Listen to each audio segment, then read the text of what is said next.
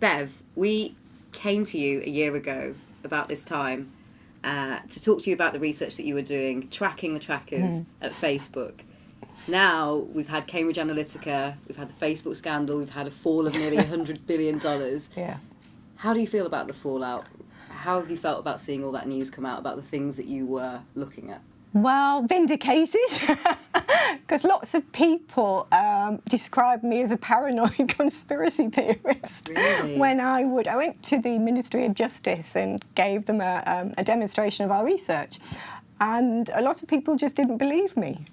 I think they really thought I was making it up, which was not the case, because obviously we had, years worth of research tracking the trackers on people's browsers. So we had a huge amount of data that it was incontestable in terms of what was happening. But I think there was something between the research evidence and people's imaginations, and the gap was just too large for them to understand what was really going on. So what was amazing is that the following day after doing that presentation, the Cambridge Analytica thing began to break. Now, I'd been following that amazing journalist, Caroline, who began the story a year ago when she was studying Brexit. And I thought, this is incredible, because you could see that it was the Facebook data that had been used. And because we'd had an ethical dilemma when we realised how much data we'd managed to access, we then stopped our data collection and contacted all our respondents and said, we've got this data on you. We're very happy to delete it all. Can we go ahead or not? And we asked for permission, and we didn't even go into people's friendships. We just collected their use. And we thought at that time, this is incredible. If you can get this amount of data, which we thought we were just getting data on the Facebook platform, and we were getting data on total browser use. So we knew then that there was something going on, and it was just the two of us. And imagine if you had a huge research team, like Kogan had, working on this data, computer scientists full-time. We thought you could do a hell of a lot, and they did. Let's talk about some of the things that you found out and that perhaps people wouldn't like to believe about Facebook, because their actual attitude in terms of the ways in which they've scraped up this data. I mean, last time you talked about how they lied about being able to track people offline. Yeah. Can we talk about how some of the other things that they've broken, the things that, how do you think they've managed to keep that trust while clearly all the time? I mean, recently there was the biometric stuff. So Facebook said, you can't stop us taking your biometric data. And then on the other side, you have Mark Zuckerberg saying, I care about community. So kind of their actual attitude in terms of pushing through on how much data they can collect.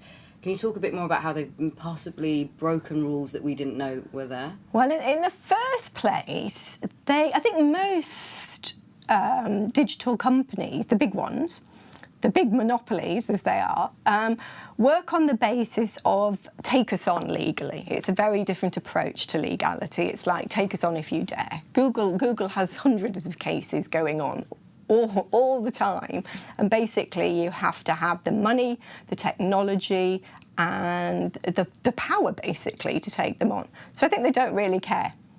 I think they basically think nobody can get to us, and that's how they just, I mean, they are just like the old robber barons, the monopolistic robber barons who just did whatever they wanted, and then maybe they'd introduce some safety regulations after they'd killed a few hundred people.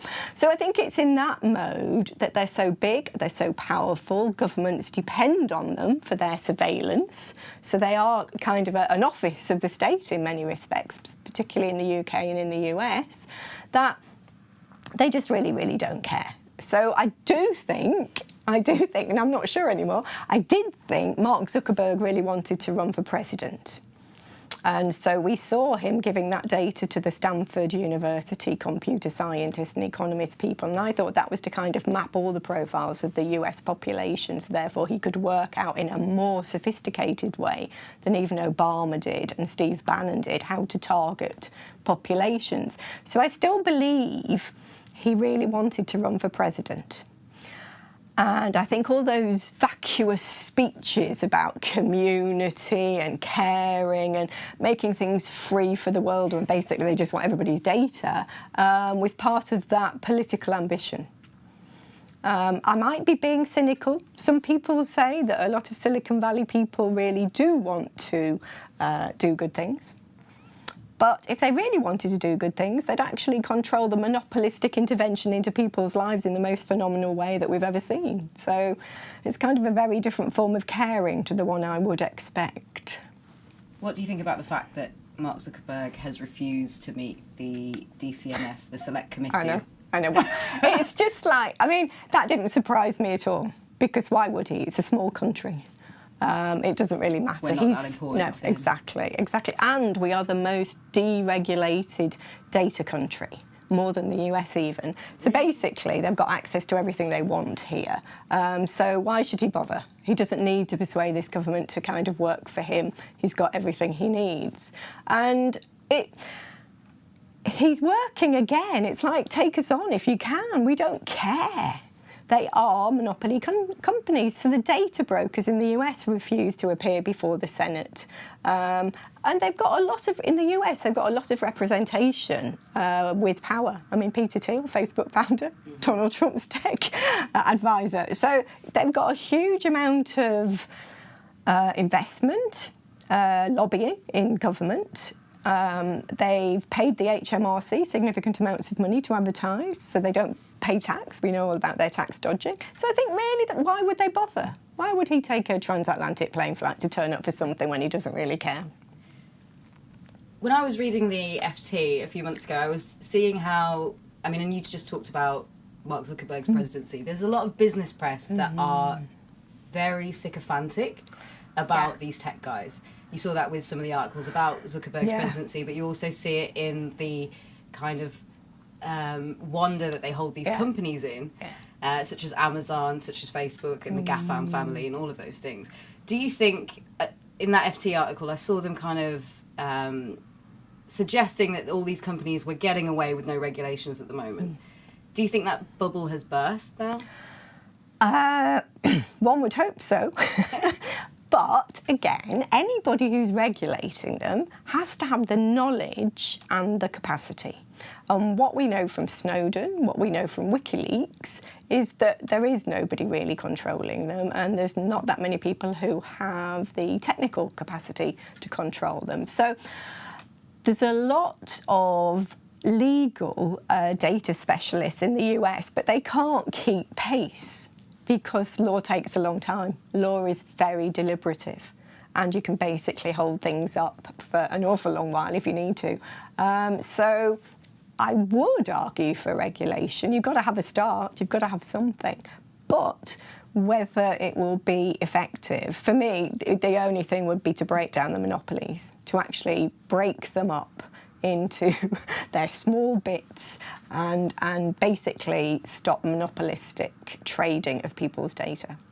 So who's in charge, whose responsibility is it in the UK at the moment to regulate them or to monitor them? Well, it's very, very dispersed. There isn't really any control over them as far as I can see from where I've been looking. I haven't investigated the legal controls in the UK. But I suspect there's very little interest. I mean, I've been astonished at how little political parties actually know about how they operate. So I was looking at kind of Labour's digital policy, and I was just saddened by their lack of knowledge, really. So I think you would need people with a huge amount of ability to regulate. And I mean, the huge problem with the government is they're using massive amounts of software. You know, there's a great point made by Mozarov, which is the government uses private insurance companies to investigate data. It uses private data surveillance companies to investigate private data frauds. So, you know, the fraud office would be the obvious place to look, but who do they rely on to provide the data, to provide the evidence? So there's a huge problem, really, really huge problem. I mean, I'm hoping that people will become more aware. And a lot of people have actually done delete Facebook. I think it was 74,000 when I last looked. Now, that's an action. That's a significant, it's not that many if you think about the billions, but it's a significant action because people have to deliberately do that. So I think it's quite important that we see that people are doing something. Because in our research, when we interviewed everybody, after we collected all the data and we interviewed them about it, most people talked about a contract with the devil. They talked about it as the language was extraordinary, as a necessity, an evil necessity, and it was always about they were trapped.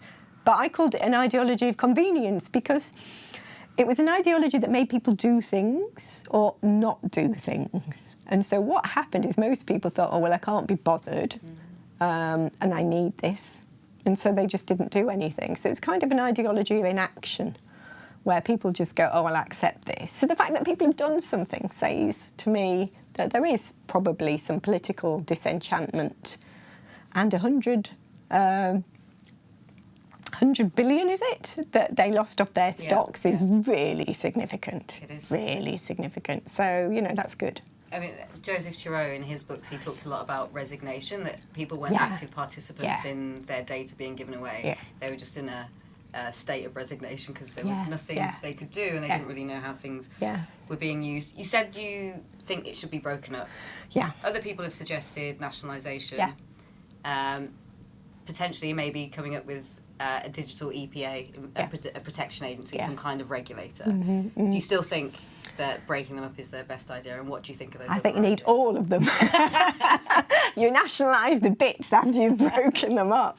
You regulate the bits after you've broken them up, because that's why the legal thing's so difficult, because there are lots of different. There's like the fraud, there's the surveillance, there's all sorts of aspects that they work on that need breaking up, and each part should be regulated. And of course, people should have data protection, but this is not really about individuals, I think. This is about corporate surveillance added to state surveillance, both of them working almost hand in hand, which we've never seen before. You know, there used to be debates about what was the difference between state surveillance and, you know, controls at work. But now we're seeing this incredible intermeshing of interests, and it just has to be taken apart.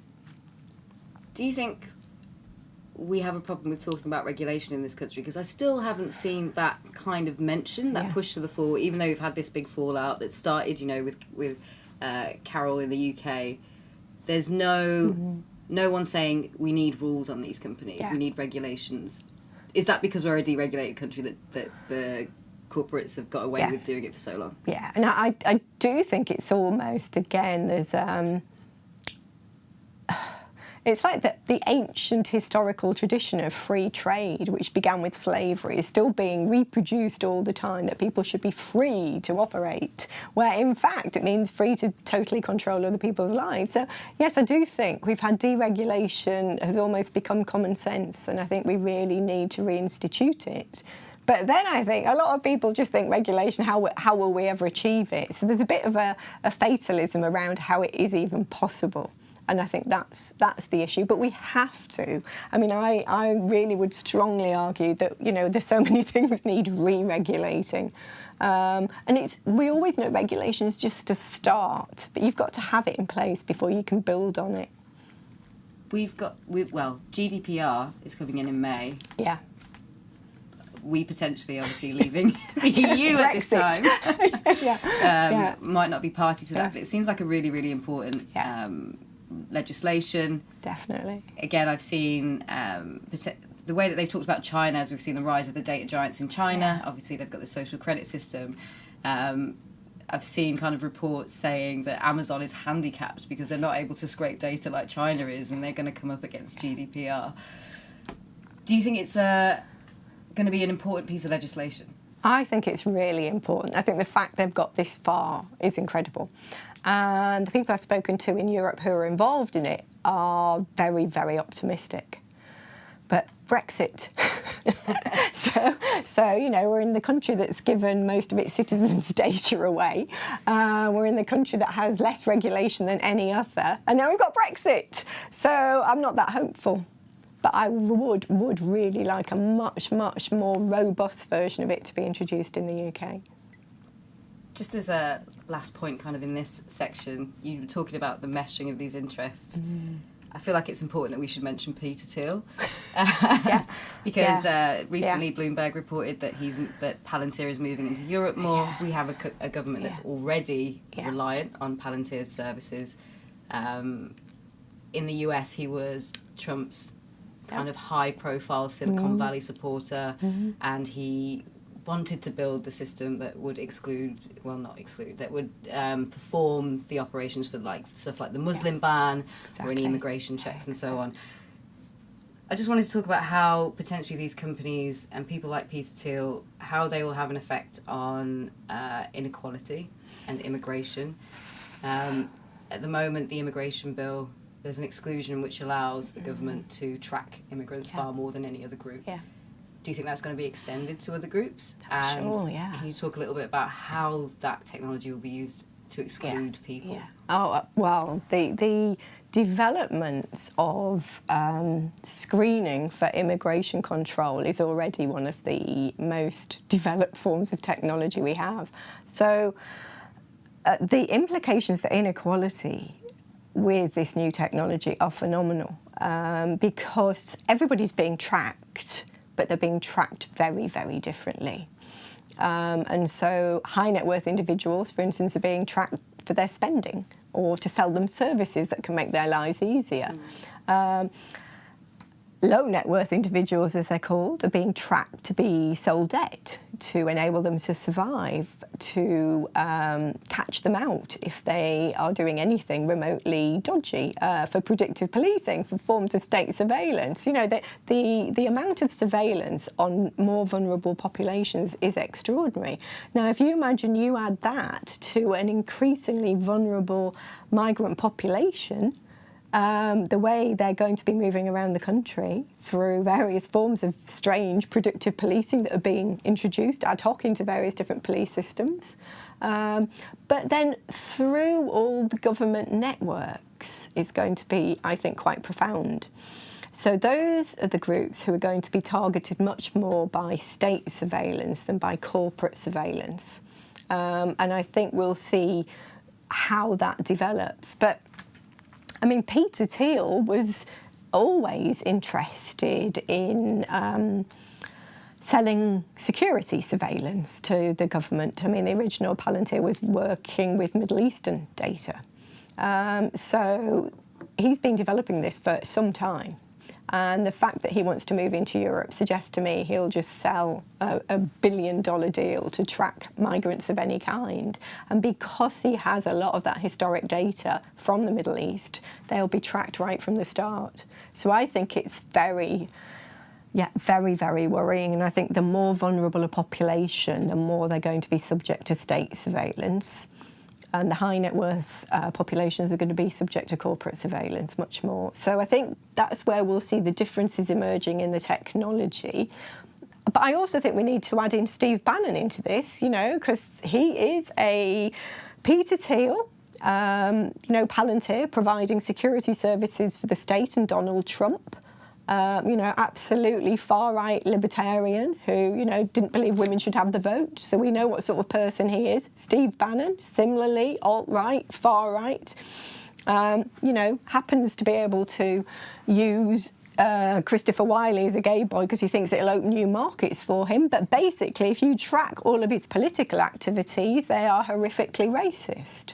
He's now moved into Italy and into France and is offering his supercomputer support to the fascist parties. So, you know, we've got these people are moving, obviously, in any monopoly drive, are moving into every form of surveillance they possibly can and are moving into any area, geopolitical area they can. But because they carry the history of surveillance, testing, experimentation, data, effectivity, they're going to be incredibly powerful, and they're the people we should be watching, I think.